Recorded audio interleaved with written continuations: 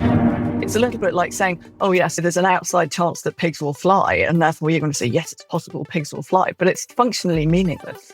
4. But Fozzie Bear, I mean, he's noted for his lack of acumen. 3. 2-tier Britain, 2-tier Keir, 2-tier Justice. 2. So you can stick your glittering bodkin where the sun doesn't shine. 1.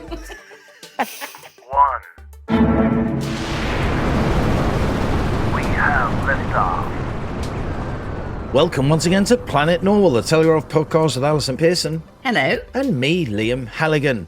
We're back co-pilot, back on Planet Normal. Because last Saturday we released a bonus episode having docked the rocket of right thinking not on Planet Normal, but on Planet Earth.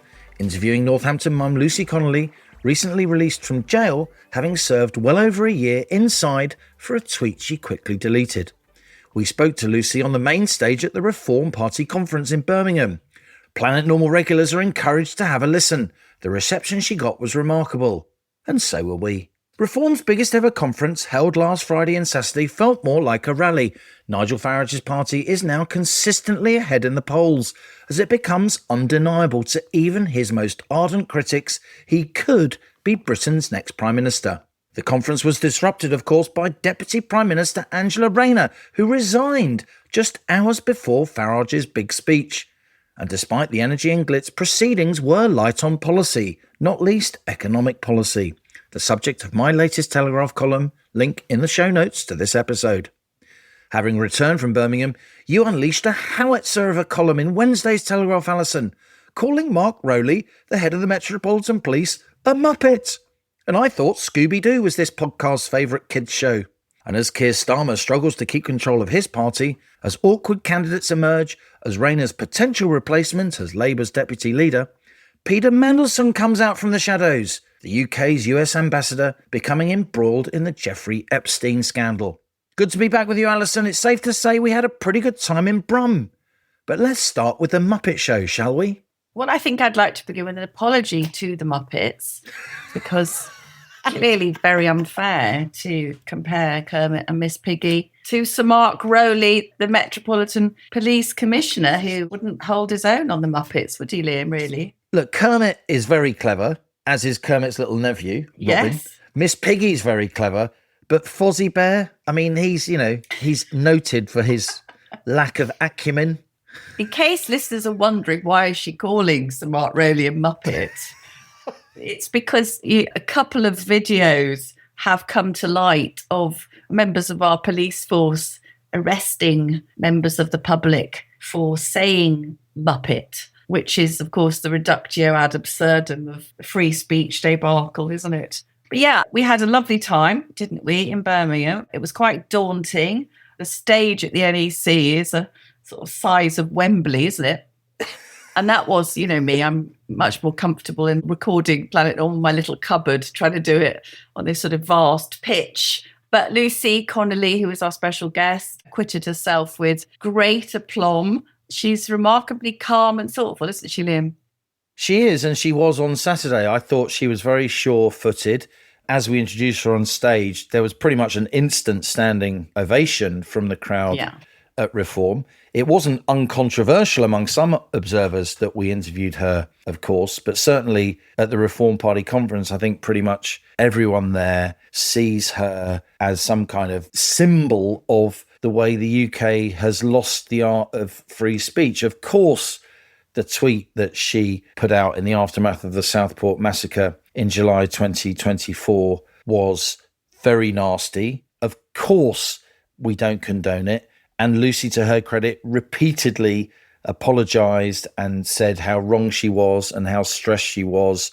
And you have done a huge amount to highlight, Allison, while she was in prison and since, that she is, of course, a bereaved mother. Her young son with her husband, Ray Harry, died at the age of just 18 months back in 2011. And she gets extremely agitated at the thought of children being harmed. And of course, the Southport massacre was a particularly ghastly example of that. I think what was very interesting is that it was clear to everybody watching online or in the auditorium itself The last person I saw on that stage, by the way, was Bob Dylan years ago. It was clear that this is a woman who is not only very courageous in the way she speaks out, but also, for all the normality of her upbringing, she's actually got a very good mind. She is extremely analytical and in full control of her thoughts when it comes to all the legal concepts. And she had a very, very good explanation of why she pleaded guilty to those charges. And she is extremely angry, yet not bitter, towards others who have been treated more favourably for tweeting things that are offensive. But she is extremely angry at the authorities. And she actually said on stage that she wants to work in prison reform, talking to Reform and other politicians about her ideas about how prisons should be changed, saying most people in women's prisons that she came across should not be in prison. I think the thing that has driven me to champion her, Liam, is that Lucy Connelly is not a racist, right? She absolutely, and I would not be supporting someone if I felt that they were a racist. In fact, she's done more for immigrants and integration than any of her leftist critics. In fact, she has a much surer grasp of what free speech means than Sir Mark Rowley and most of British police. I met a lot of people from all walks of life at the Reform conference. It's, as you say, Liam, I had a really strong sense of a government in waiting. Reform has come top in the last 101 opinion polls. In fact, today I think it's probably up to top in the last 102, 103 opinion polls. They're up one on 32% today. Labour still at 21 and the Conservatives at 18. Now, something I would say, what's the overall takeaway for me of the conference? I think it's what puts them well ahead of the Conservatives for me is I believe they want to do it, right? They know the dire state our poor country is in, and they know what the prognosis is, what the changes that need to be made, including deportation. So we've just got a new Home Secretary, Shabana Mahmood, has come in, trying to keep up with Reform now, Labour, trying to win back some of those red wall voters, starting to say things like, oh, we're going to put the asylum seekers in military bases, etc. And I don't know if you saw, there was a piece about the Starmer cabinet, and an insider had said, oh, it looks like we're going to have to do a lot of squeamish things.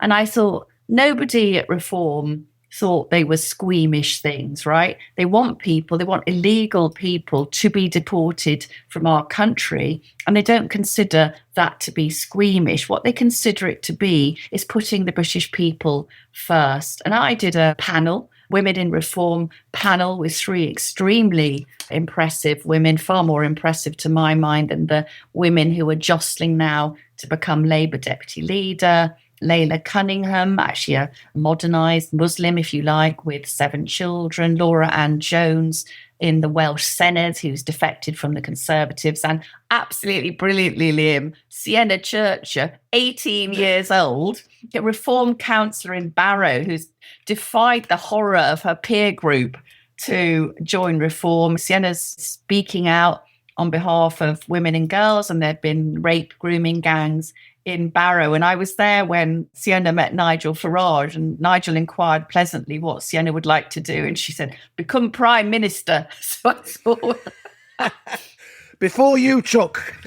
I said, form an orderly queue. But yes, I think that one of the strongest things, and what's actually very interesting, Liam, now is we are seeing groups where Reform has traditionally been weak. They've been seen obviously as being rather a blokey saloon bar party, really now doing very, very well among women, both 18 to 26-year-olds and middle-aged women. And Labour now really having a problem with women across the board, which I think you can pin on the lack of security, because women are always going to be protective of their cubs.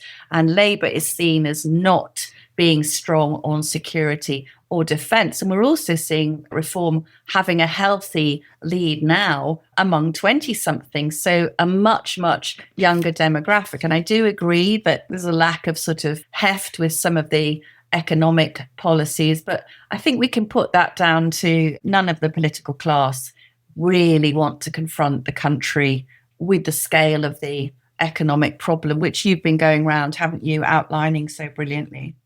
Well, I've been having a go, co-pilot. It's nice of you to say. My takeaway from the conference is that the media was actually rather underrepresented.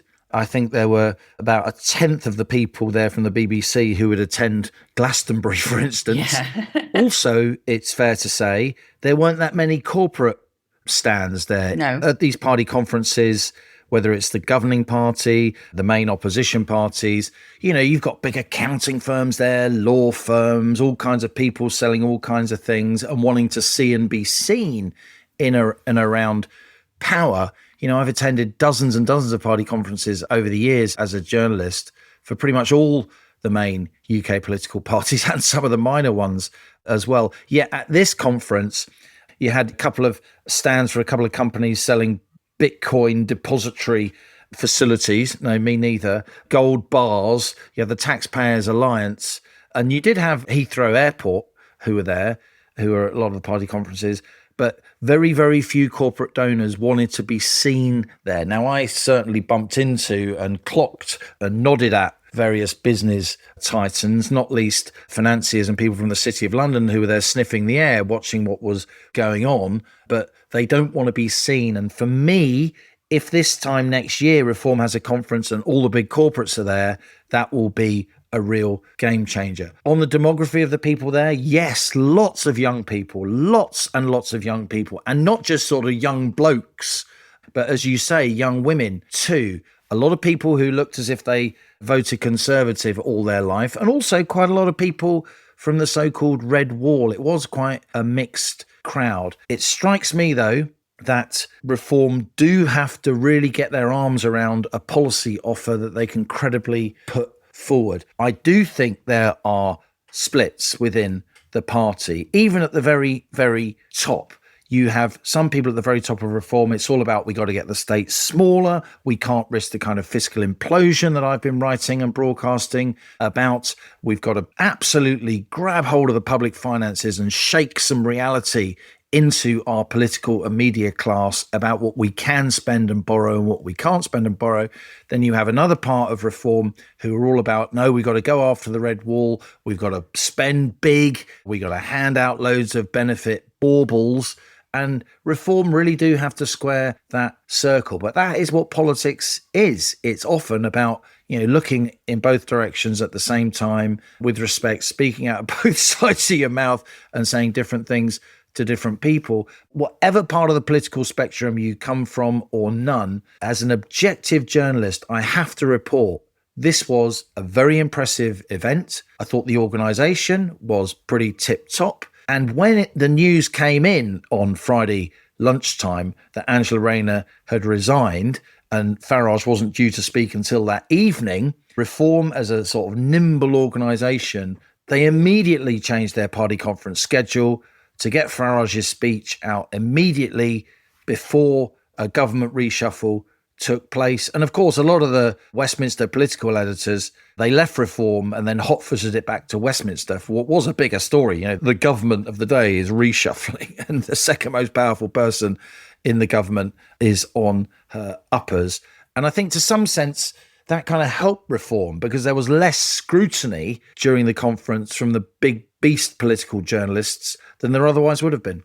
One thing we really liked on display, co-pilot, was the excellent JCB pothole filling machine. Now, listeners will be delighted to learn that Halligan and I have conceived a plan whereby Planet Normal gets aboard the pothole filling machine and people around the country can request us to come and fill their potholes. What's not to love? Planet Pothole.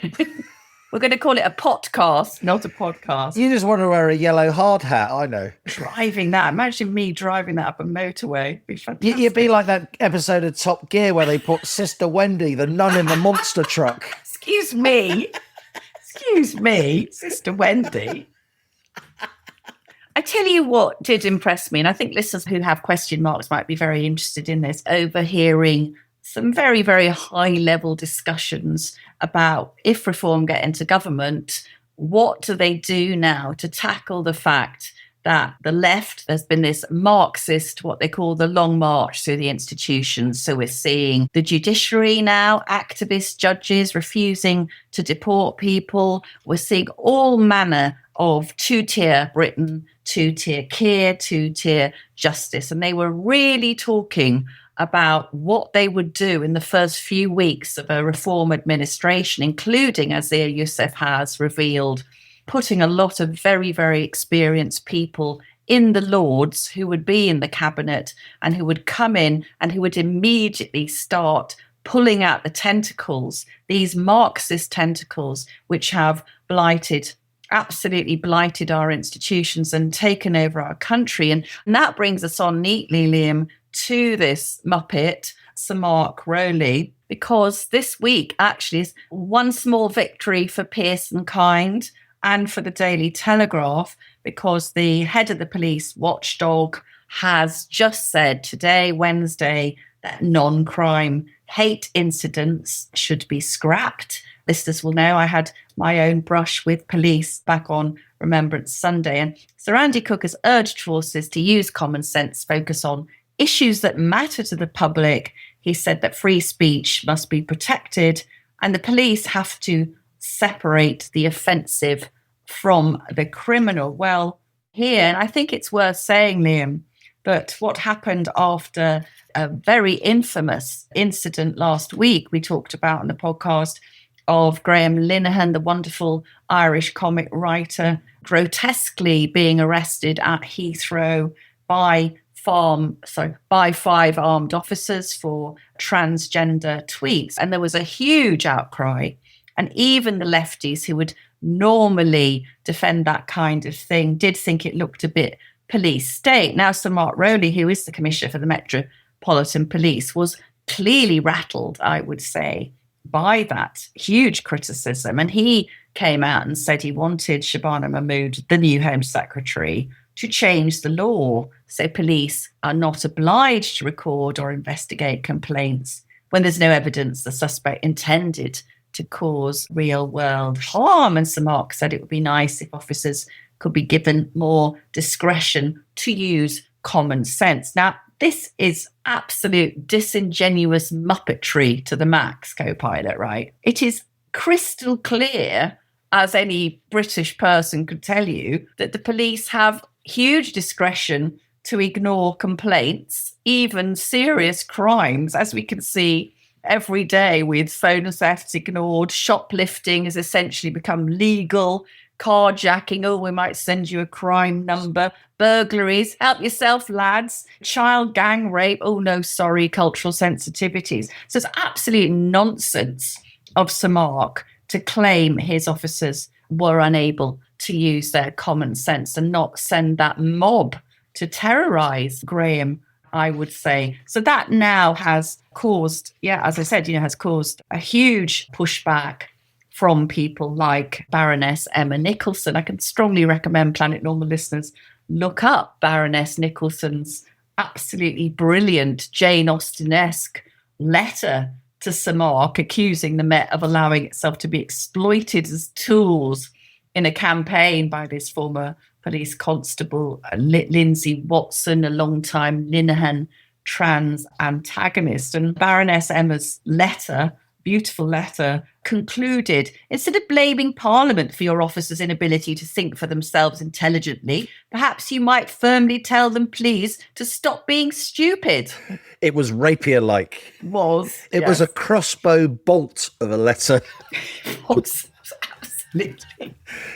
So you can stick your glittering bodkin where the sun doesn't shine.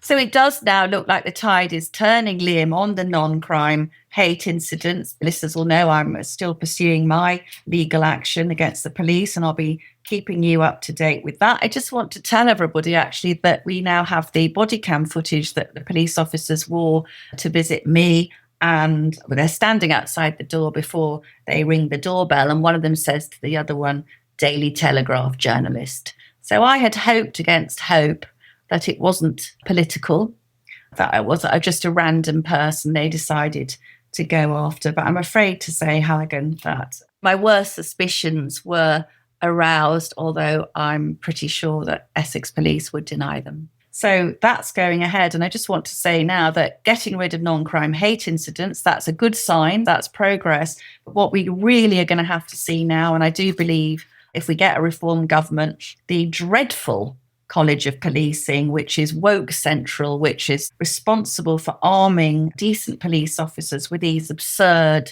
Maoist mantras about hateful and offensive, absolutely burbling like Marxist idiots. And as we saw recently, the College of Policing, which just issued guidance on female genital mutilation, which stated that trans women, with or without a gender recognition certificate, are just as threatened by FGM in the UK as women and girls. This co-pilot is the body that is responsible for informing and supporting British police. And they are actually saying that men who don't have a clitoris are as much at risk of the barbarous practice of female genital mutilation as women. They have to go.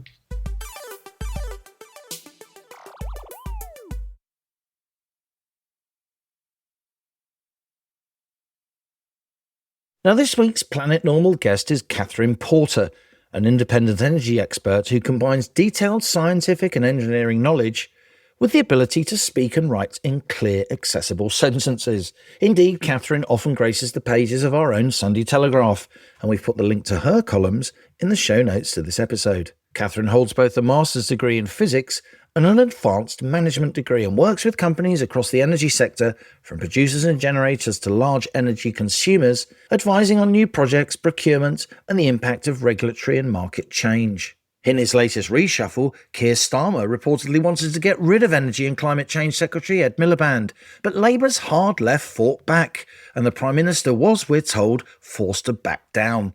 Even though, given the cost of living crisis and stalling economic growth, criticism of net zero initiatives is on the rise.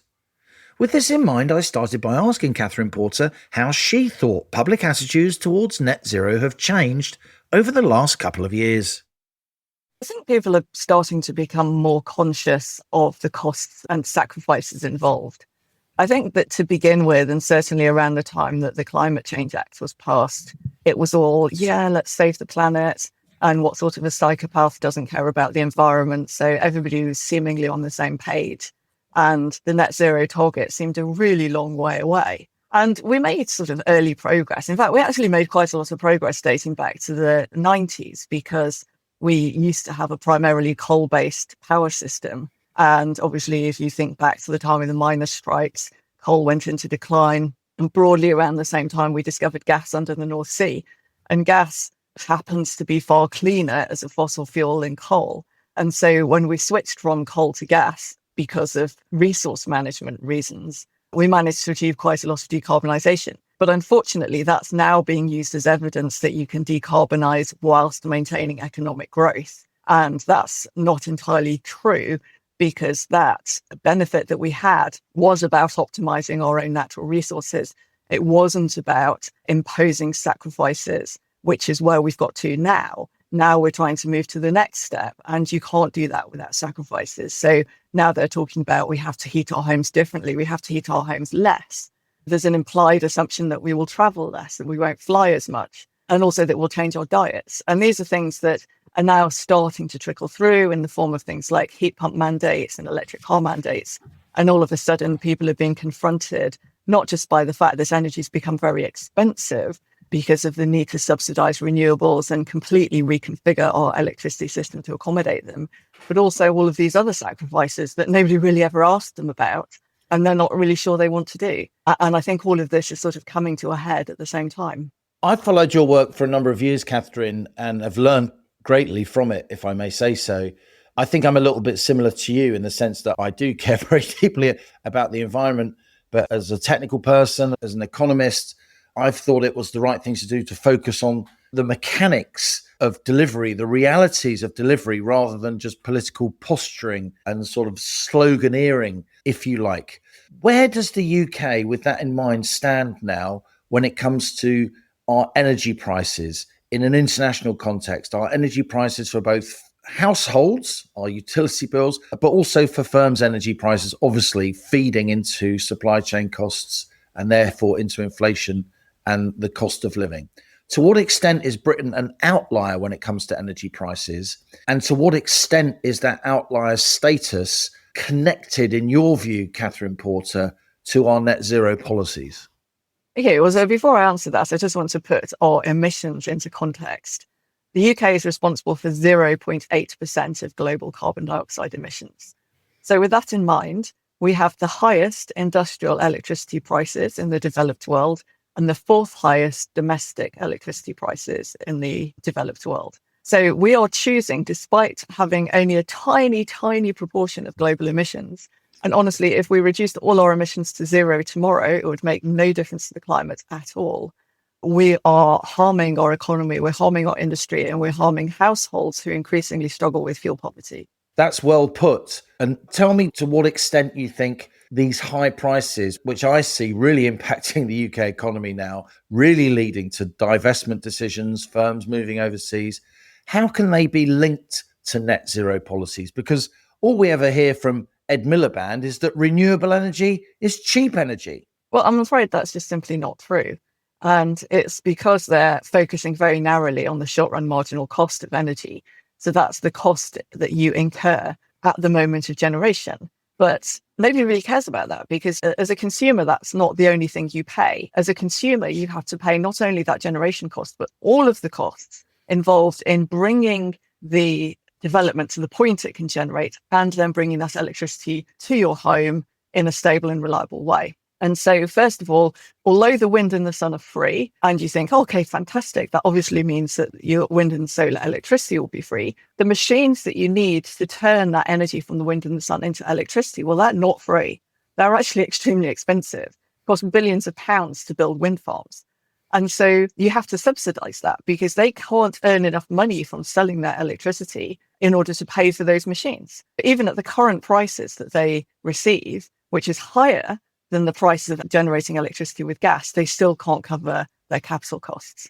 But of course, because wind and solar generation are intermittent, they depend on the weather. Solar, there's none at night. There's none on cloudy days. There's very little in the winter, even when it's sunny in the winter. Daylight hours are really short.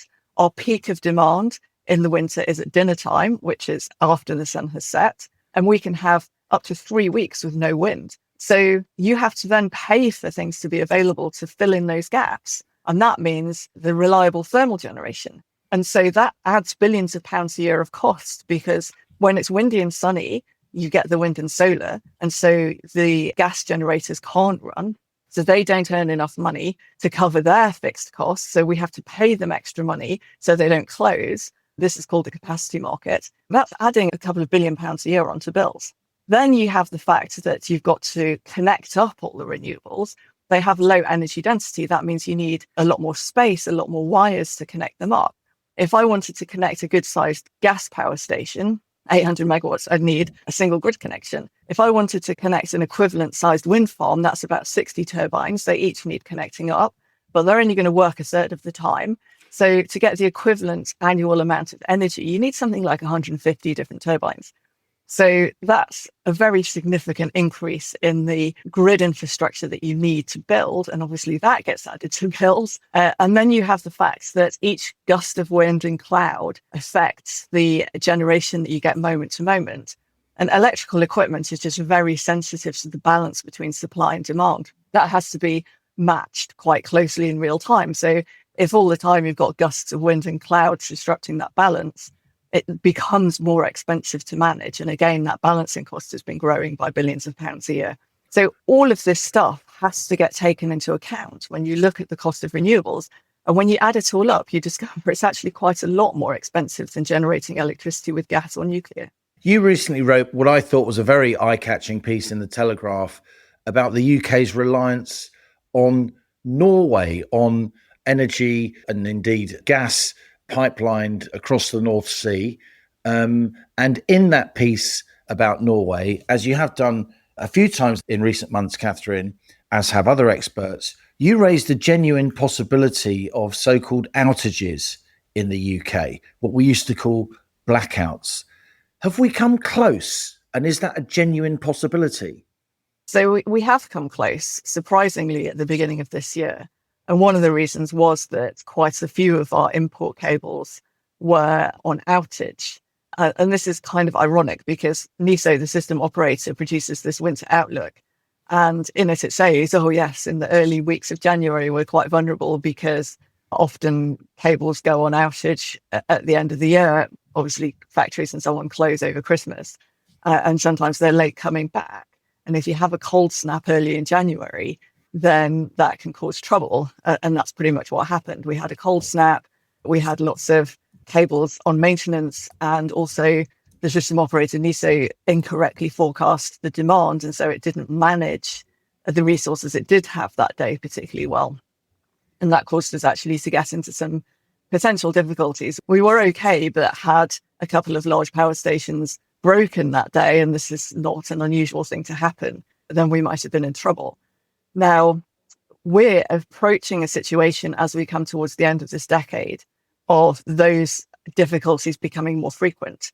Most of our remaining nuclear power stations are due to close by 2030, and actually they'll all be closed by the end of 2030, apart from Sizewell B. And Sizewell B is due to go on some quite significant maintenance outage at the beginning of the 2030s as well. So we're really facing a prospect of zero nuclear because nobody thinks that Hinkley Point will open in 2029, which is the latest date they've said. Everybody thinks that's going to slip. We're also looking at a situation where a third of our gas power stations were built in the 1990s, and they're coming to the end of their lives. Now, some of them have had some refurbishment and upgrades, which would take them more to a 30-year lifespan, but even that's running out now. And if you look at replacing these things, well, it's currently 8 years to buy a new gas turbine. It's about 5 years to get a new rotor. And it's a year and a half just to get the components for major maintenance. So we're really running out of time to deal with this retirement risk. And currently, absolutely nothing is being done about that, which is quite a concern for me. If we lose all of the nuclear plants and even just a sixth of the gas fleet, we won't be able to meet demand in the winter on low wind days. So this is not something that we should be so relaxed about. And given the lead times in the supply chain, we need to be dealing with it right now. And yet, Kathryn, the political pressure to accelerate net zero cranks up. You mentioned there NESO, the National Energy System Operator. Their new head, Fintan Slice, totally signed up. Clean power by 2030. It's doable, he says. Is it doable? So NESO wrote what they claim and what Ed Miliband claims was independent advice on whether Clean Power 2030 was achievable. Now, first of all, NESO is not an independent organisation. Its sole shareholder is Ed Miliband. But Freedom of Information requests have uncovered that both DESNZ and Ofgem, the regulator, signed off on that advice before it was published. So there's really no way, no planet on which that can be described as independent. Something isn't independent if the person commissioning the report approved it before it was published. That's the first thing. The second thing is, yes, the report said that Clean Power 2030 was technically feasible, but only if a long list of fairly unlikely conditions were met. For example, that we build twice as much grid infrastructure in the next 5 years that we built in the previous 10. Absolutely nobody thinks that's possible. We currently have 4-year lead times for large transformers and 2 to 3 year lead times for regular, normal-sized transformers. In fact, this shortage of grid equipment is so acute that in the US, they've just done a deal with Hitachi to build a new transformer factory in the US to accelerate delivery and to ease some of those supply chain constraints. So this is highly, highly unlikely. It's a little bit like saying, oh, yes, there's an outside chance that pigs will fly. And therefore, you're going to say, yes, it's possible pigs will fly. But it's functionally meaningless. So you think the likelihood of clean power by 2030 is the same as the likelihood that pigs might fly? Yes, essentially, yes. And I mean that in the sort of quantum sense for the other sort of physics nerds out there. There is a non-zero probability of pigs flying, but frankly, it's an extremely small, teeny-weeny probability, just a shade of zero. Kathryn, you are extremely knowledgeable, technical person when it comes to energy supply, the physics of it, the engineering of it, the logistics of it, and more power to your elbow, so to speak. Given your knowledge, Do you think that Ed Miliband's living in the real world? And do you think, Kathryn Porter, that a lot of the people who are punting this green energy stuff, it's just a gravy train? Well, that's right. It's paid by people, not that those people have any choice in the matter. So all of this is added onto our bills. It's very interesting if you look at all of the appointments in the reshuffle over the weekend, that really nobody that was appointed into DESNES has any background in any sort of science subject. They're all graduates of history and PPE. And they just don't have the technical knowledge. Ed Miliband himself seems to be very much driven by zealotry, which is actually not just unfortunate because it sort of denies the need for the sort of trade-offs and realpolitik that you'd expect in public life. But his approach actually doesn't add up in any sort of coherent way. Because his policies are causing energy to be so expensive, that's driving deindustrialization. And our net zero target only looks at territorial production emissions. So he defends his policies by saying, oh, there's a climate emergency. But actually, with offshoring, it just means that global emissions go up because those factories move to places like China where their energy is dirtier. And then you have to ship everything back. So you incur shipping emissions. So if you say you care about the climate emergency and then your policies cause emissions to go up, then that's just ridiculously stupid. And yet that is exactly the outcome of our current energy policy on our current targets. How does that make you feel watching these superannuated, taxpayer-funded, strutting politicians talk absolute nonsense about an area where you have very considerable expertise? Actually quite irritated. And the thing with Labour and also the Lib Dems, to be fair, is they have no interest in talking to people who might challenge their cosy little view. And of course, the whole green narrative is very appealing. I mean, it's extremely naive, but it's very appealing. They want it to be true. But so what? You know, I want world peace and unicorns and rainbows. But it doesn't mean it's going to happen. You have to live in the real world. And we need our politicians to live in the real world and not some sort of a fantasy land. So I'm very much encouraged that the Conservatives and Reform are engaging, not just with me, but with other experts to really understand how the market works and how the systems work to try and develop more sensible policies. But with 4 more years of this Labour government, that's 4 more years of some quite significant damage they can impose on us. And on that note, Kathryn, just to round off, to what extent do you think the Tories are onto something? Having, of course, imposed huge windfall taxes on North Sea production, they're now saying they would at least partially remove them. And to what extent a reform onto something when they say they can save 30 odd billion quid a year from ending renewable energy subsidies? So I think Reform are on a slightly sticky wicket because if you look at the contracts for difference, they actually have compensation clauses written into them, which would effectively insulate the developers from any changes in the law that would affect their economics. So you'd be really faced with ripping up those contracts and potentially having to compensate the developers.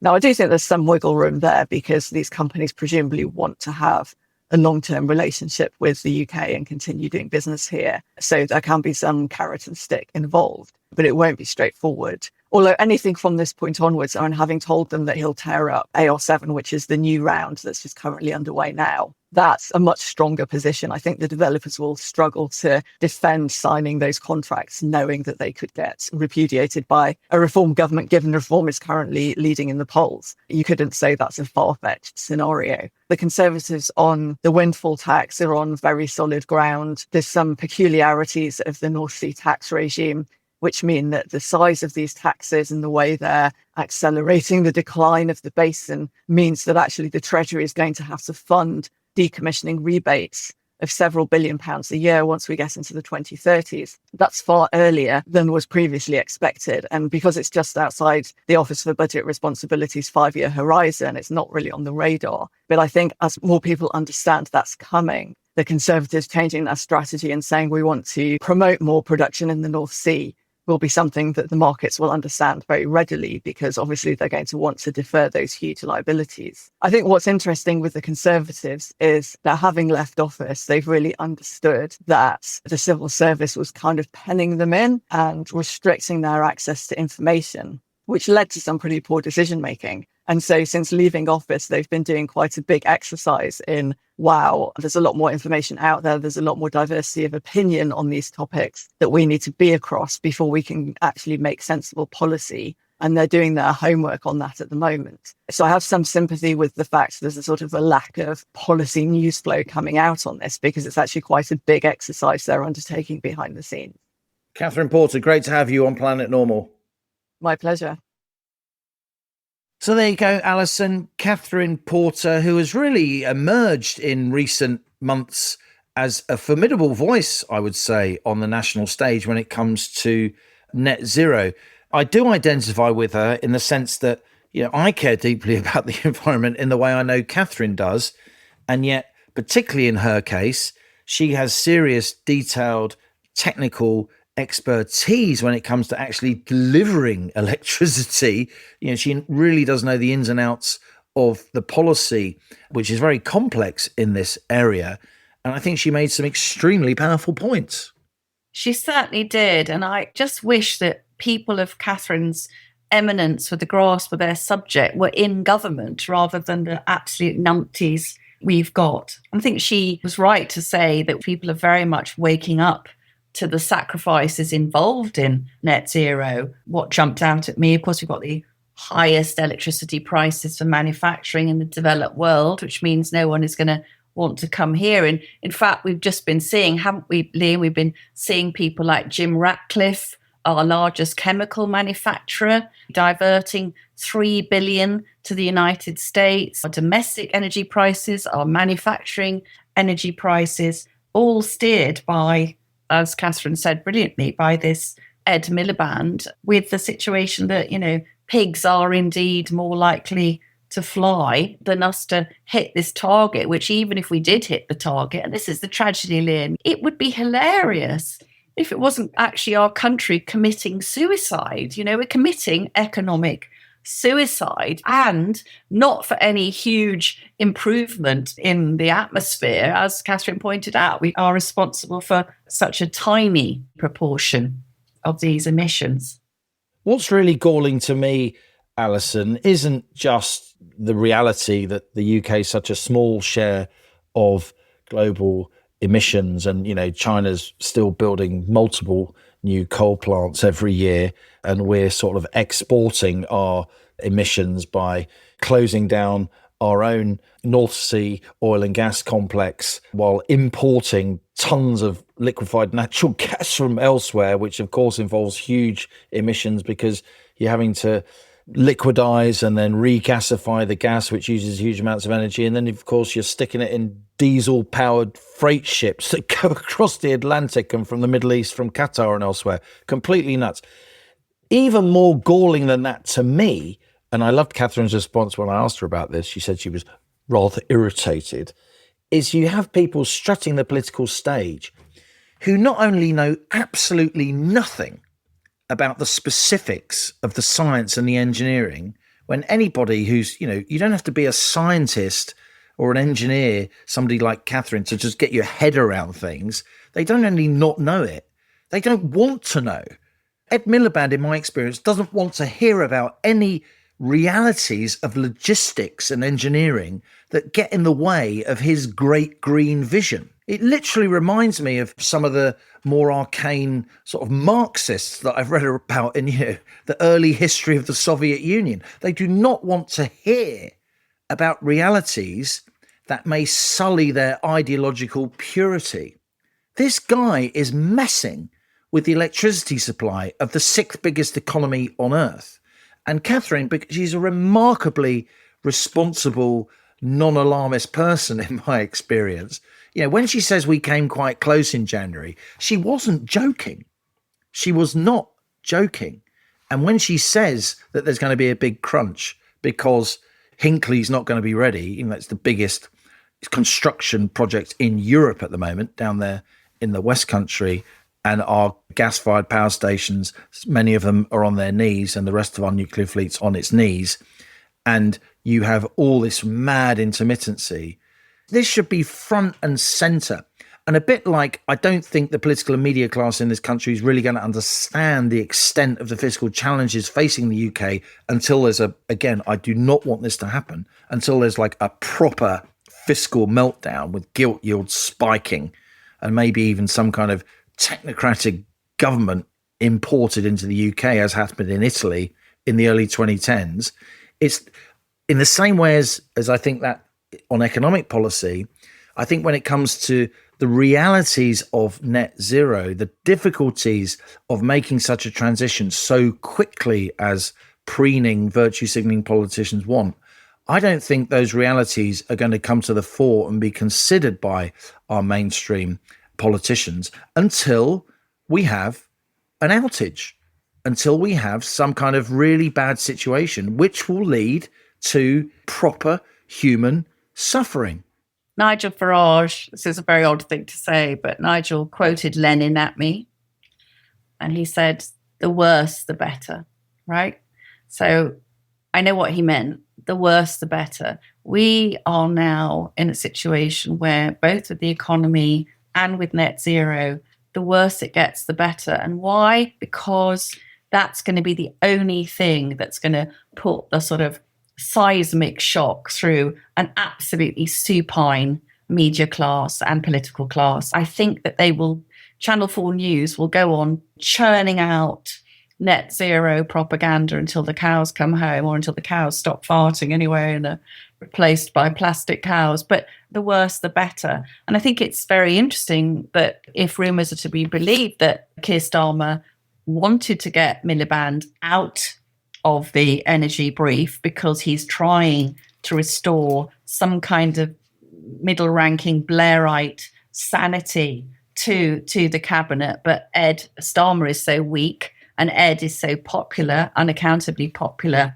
with the grassroots, that he wouldn't go. But we have now, Liam, got Starmer. The government's obviously on the ropes with various things. He's lost Rayner. He's now got this competition for the deputy leader, which looks likely to usher in another quite left-wing woman, Lucy Powell, who he sacked last week. Emily Thornberry, who was Attorney General, Shadow Attorney General, didn't even give her a top job when they got into government. So she's not going to be feeling very pleased with him. Or it could be Bridget Phillipson, wrecker of private school education. And in addition to having this scandal, can I just say quickly, actually, that I'm always proud to work for the Telegraph, do wonderful, wonderful journalism, our paper. But the Telegraph is on fire at the moment. They exposed Angela Rayner's tax dodging. And now, this week, they're on to Peter Madelson, British ambassador to the US, dealings with the paedophile Jeffrey Epstein after Epstein had been convicted of child sex offences. And let's just tee this up, Liam, because President Trump and Peter Madelson will be coming on the US state visit to the UK in 7 days' time. Will Madelson have been sacked by then? Yes or no? Peter Madelson, of course, denies all wrongdoing. I agree with you, Allison. I think the Telegraph is really producing some astonishing reporting at the moment, and chapeau to our colleagues who are responsible for that. But you know what? I think Planet Normal can top them all. All we need is the two of us in the cab of a JCB. Do send in your pothole requests.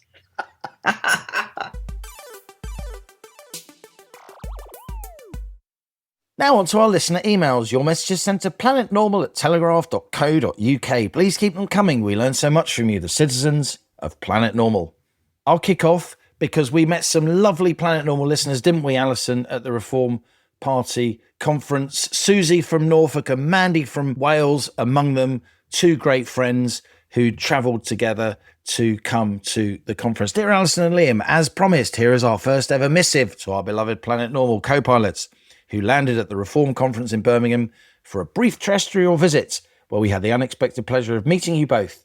As two devoted listeners, we've never missed an episode. We were therefore beyond excited to not only watch you live at the conference, but then to spot you both having dinner afterwards. We were like starstruck superfans who, with a little confidence booster of a couple of glasses of rosé, plucked up the courage to approach your table. You were, of course, as wonderfully kind and friendly as we could have imagined, especially as we interrupted you twice, both on the way in and on the way out. Given that you must be frequently stopped by adoring Planet Normal fans, we thank you for making us feel as though we were just friends chatting. And it was an added bonus to meet, say, Mandy and Susie, Lucy Connelly and her husband, who you so strongly championed, Allison.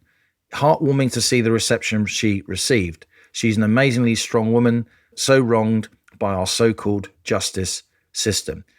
You both urged us to write in, and now we have. We look forward to your next landing on planet Earth, and thank you. You made our day. Warmest wishes. Susie from Norfolk and Mandy from Wales. And this is another Planet Normal conference attendee. Chris says, Dear Allison and Liam, for the first time in my life, I attended a political party conference. I found it interesting to speak to like-minded people, to hear people like Nigel Farage and Richard Tice live on stage, and to take in the atmosphere of hope for our country. However, the highlight came from my shift on ticketing, says Chris. Somehow I ended up trying to look after 2 ticket machines, and after a couple of hours, my mantra of scan QR code here, may I please see your photo ID, this is how you make the lanyard, had become second nature. One man handed me his ID and I noticed the name, Liam Halligan. Liam, had I known that I'd encounter you, I would have prepared a witty and erudite observation about the UK economy, says Chris, or perhaps even composed a sonnet in your honour. To my horror, I melted into pure fangirl, and I may even have squealed.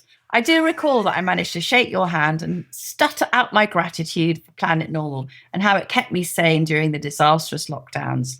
The fact that we were very busy at the ticketing station served in your favour, as I had to let you go on your way before I could embarrass either of us any further. So again, my thanks to Planet Normal. And it was wonderful to briefly meet you and to see Allison later on stage. One day I shall compose an email worthy of a Planet Normal mug. Perhaps I should get to work on that sonnet, says Chris. Well, I can confirm there was no squealing at all. It was very nice to meet you too, Chris, and good on you for getting involved in politics. That's what democracy is all about.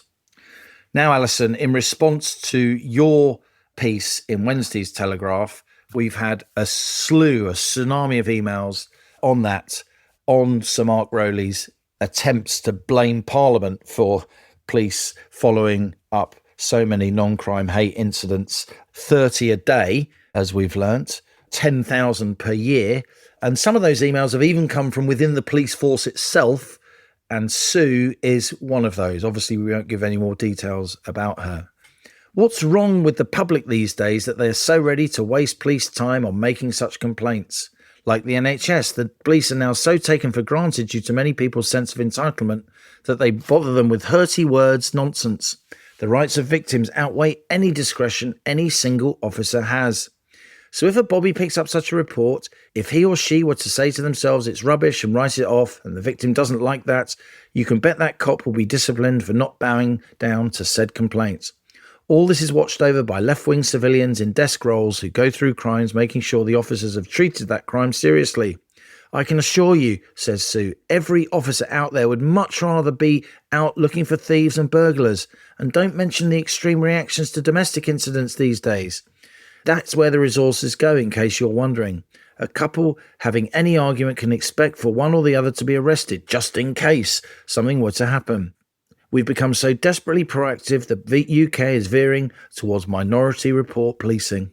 I can back up, Liam, what Sue says. Clearly in Graham Linehan's cases and many other cases, actual activists, trans activists and other kinds of activists get on to the police if their complaint isn't pursued. And I've discovered that in my case, the non-crime hate incident that was registered for me in Sussex came a year later to Essex, and Essex looked at it and clearly someone thought it was rubbish and binned it. And then the complainant, presumably someone with a bee in their bonnet, complained that no action had been taken against me, and my case was overnight escalated to a crime under the Public Order Act. And I hope I'll be able to tell listeners quite soon who it was that authorised that escalation. But as Liam says, lots of police officers talking about the job and some who've retired. Nicholas says, I feel ashamed to admit I was a police superintendent with 33 years service. We always employed discretion. How can you possibly police without it? Common sense back then, along with courage, were probably the two most important assets a good copper could have. In the 70s, 80s, and 90s, the police were apolitical and would never have got involved in the nonsense we see today. Back then, we had right-wing chief constables who didn't take any truck. Then came Blair, who started to change things. The Home Office were involved in the selection of senior ACPO officers, and slowly but surely they ensured their preferred candidates made it to the top. They, in turn, only promoted the ones who towed the line. The rank and file hated it, but kept quiet because they knew if they spoke out, their career was over. Fast forward 28 years and the process is complete. A police force led by left-wing, woke-to-the-core chief constables for whom diversity trumps burglary, says Nicholas. It's so ingrained now it'd be difficult to change back. There needs to be a clear out at the top, but it's difficult to see how it's done. Perhaps reform needs to take a leaf out of Blair's book and ensure the Home Office only promotes right-wing candidates to start balancing the system.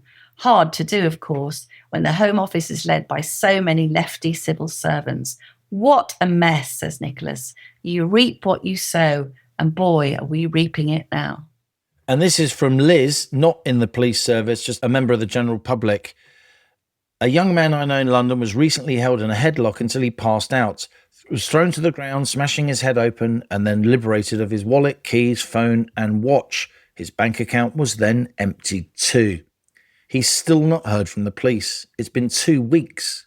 My blood boils. Those 5 officers who arrested Graham Linehan could have easily followed the trail of spending by those thugs and cross-referenced it with CCTV footage, but no, not investigated and no statement yet even taken. This young person, this victim, deserves so much more. The people who did this deserve punishment. We pay a huge amount of tax for this shambles, says Liz. Great email. In response to my request for more women to write in, a lot of you have responded. Lady J, I like this one, Liam. I only care about the Labour deputy leader election because I get a vote as a trade union member. I will vote for whoever hates Keir the most. Sounds like an excellent strategy, madam. And Lynn says, Dear Planet Normal, you said a while back that you'd like more emails from female listeners, and I do keep meaning to write. Now I've finally got around to it. Please don't divulge my locality, says Lynn. My friends already suspect that I'm a far-right crank. I've listened to Planet Normal since the beginning. For me, it is indeed an oasis of good sense and reason. You both have a wonderful way with words, but crucially, on Planet Normal, you let rip with that very British trait, black humour. The ability to laugh in the face of dire circumstances and point to the ridiculous in authority figures has sustained us all before, and I'm sure will continue to do so. Liam, your interview with Suella Braverman was outstanding. What a level-headed person she is, carefully weighing her words and clearly expressing what seemed to me to be moderate patriotic views. I hope we'll continue to hear plenty from Suella. The difference in calibre between her and any of the current government front bench couldn't be more stark. Allison, we can always hear that you are genuinely angry and you put into flaming words what I know many of us are thinking. You straightforwardly convey your strong feelings with an eloquence most of us could only dream of. Thank you both for a wonderful weekly podcast. Long may you continue, Lynn. Well, thanks for those very generous words, Lynn. Planet Normal's back, Allison, and so is Bob the Bard, Yay! the former mug winner. We've been assailing him with Planet Normal mugs. He doesn't want any more. God, the rest of the world desperately wants one, and Bob's got a big Planet Normal mug stash. That's life. Dear Planet Normal, says Bob the Bard, before Starmer took power, I tended to disagree with those making ominous predictions that Britain was on the path to civil strife. However, I now fear, unless our country radically changes course soon, we really could be headed in that dangerous direction. I sincerely hope I am wrong. Thanks again for Planet Normal, the podcast that helps us to keep it together, even as the country threatens to break apart. Regards, Bob, in inverted commas, not his real name. And here it is, UK Slavia. I like the way he did that. The year is 2050, and I'm struggling to understand. How did our country break apart? How did things get out of hand? We were betrayed by politicians who regarded us with contempt. They punished us with tyrannical laws from which their friends were exempt. They encouraged identity politics, but only for the favoured few. They avidly waved all kinds of flags, except for the ones that we knew. They lectured us about being kind, but enabled a climate of hate. And when they finally twigged they'd made a mistake, I'm afraid it was far too late. Oh. And on that bombshell, that's it from Planet Normal for another week as we leave our sanctuary of sweet reason, our flying refuge of reasoned views. Email of the week, it's my turn. And it has to be Susie from Norfolk and Mandy from Wales, so you can fight it out between you for that mug. No, you've got to give them 2 mugs. Come on, that's not fair. Email us, planetnormal@telegraph.co.uk with mug winner in the subject heading. Send us your postal address and both of you will get a rare as rocking horse poo Planet Normal mug. So thanks to our producers, as ever, Cass Ho, Louise Wells and James Hodgson. Stay safe and in touch with us and with each other. Until next week, it's goodbye from me. And it's goodbye from him.